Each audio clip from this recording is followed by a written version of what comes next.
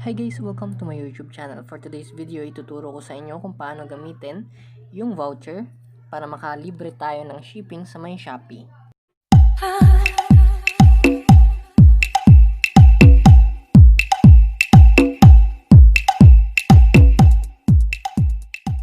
Click lang natin yung Shopee app.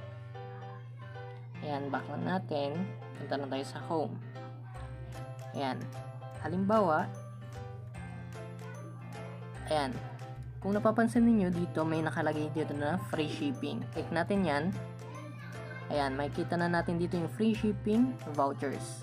Merong 0 minimum spend, cap at 60 pesos. Meron ding 0 minimum spend, cap at 60 pesos. Pero sa special shop lang to. Ayan, click lang natin see all vouchers. Kasi merong mga iba't ibang kategory kung saan nakalagay yung mga vouchers. Pwede natin gamitin yung voucher gamit yung Shopee Pay. Sa ibang site-wide. Ayan, meron ding Shopee Pay. And ito rin yung iba. 99 pesos minimum spend, cap at up to 60 pesos. Ayan, sa may extra 600 minimum spend, cap at 125 pesos gamit yung Shopee Pay. Pwede natin gamitin yan. Bale, mababawas sa shipping yung 125 pesos kapag gamitin natin to kapag nakabili tayo ng 600 minimum spend. Bale, ito na guys, yung pag step by step process kung paano gamitin yung vouchers. Ayan, sa step 1, kailangan mag-check out tayo ng ating favorite item na binili natin sa may Shopee. Step 2, select voucher. Ayan, ito po yun. Sa step 3, choose any free shipping voucher. Ayan po yan. Bali, tuturo ko yan sa inyo step by step yung actual mismo. Ayan, next is enjoy free shipping. Ayan, ganoon na po yung kadali. Ayan, ituro ko na po sa inyo ngayon kung paano siya gamitin sa actual. Click lang natin yung cart. Ayan, halimbawa, meron ka nang nabili dito na add to cart mo na. Click lang natin yan. Ayan, halimbawa, click ya select all natin. Ayan, click natin yung checkout.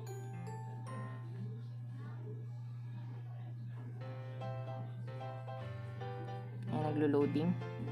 Ayan, para magamit yung free shipping, para makatipid din, click natin muna yung shipping option.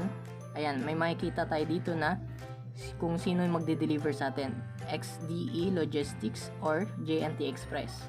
Click lang natin yung ito yung XDE Logistics kasi mas mura siya kasi 60 pesos lang. Click confirm. Next, ito yung Percy Jackson.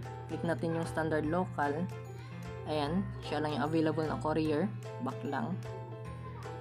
Next, ito. Pili tayo dito sa standard delivery, 75 pesos. Sa JNT is 43.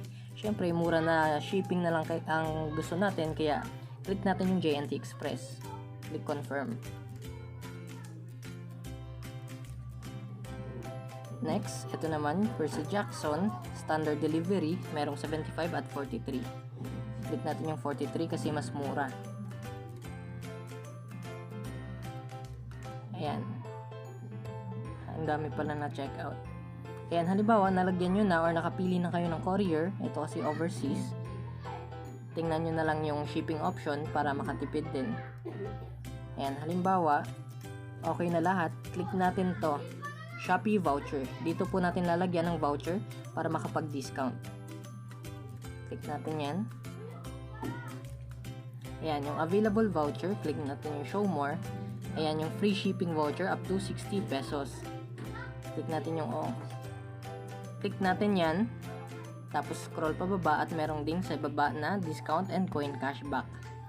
Minsan meron ding 1.1k na cap at 500 pesos. Pag nakabili tayo ng 1,100 pesos, makaka-discount tayo ng 500 pesos. Sa ngayon ang available na discount and coin cashback ay ito lang. 10 coins cashback, minimum spend of 0. Cap at 500. Ayan, sa tingin nyo nakikita nyo na dito yung free shipping applied and 48.4 coins earned.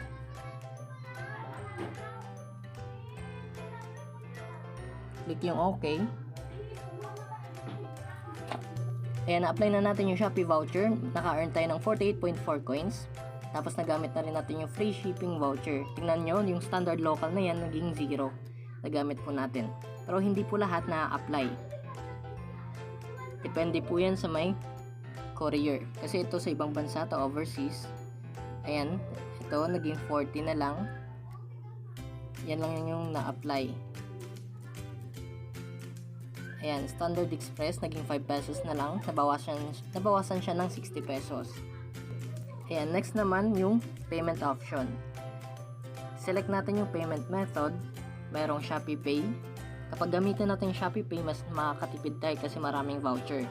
Next, cash on delivery, payment center or e-wallet, over the counter, or meron ding online payment. Since i-click na lang natin muna yung cash on delivery. Example.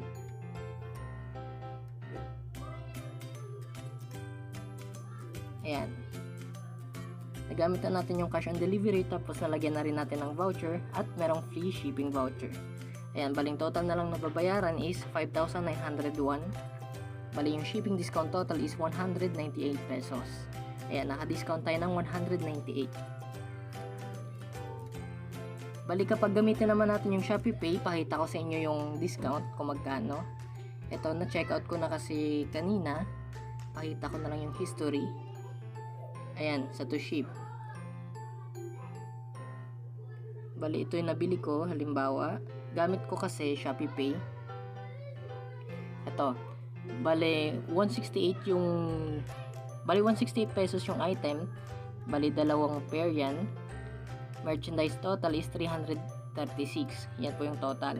Sa shipping, 43 pesos. Pero ginamit ko yung Shopee Pay, nabawasan siya ng 43 pesos sa shipping. Ibig sabihin, free shipping na. Shopee voucher applied. Ayan, meron akong voucher sa Shopee. Ayan, minus 50 pesos pa. Kasi, ayun yan, applyan na natin ng voucher. Next, shop voucher applied.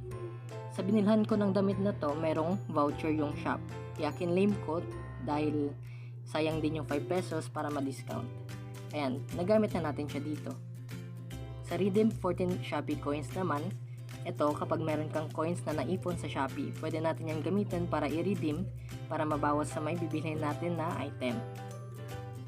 Baling total na lang nababayaran ko is 267 pesos. Diba ang laki ng discount? Imbis na 336, 267 na lang ibabayad mo.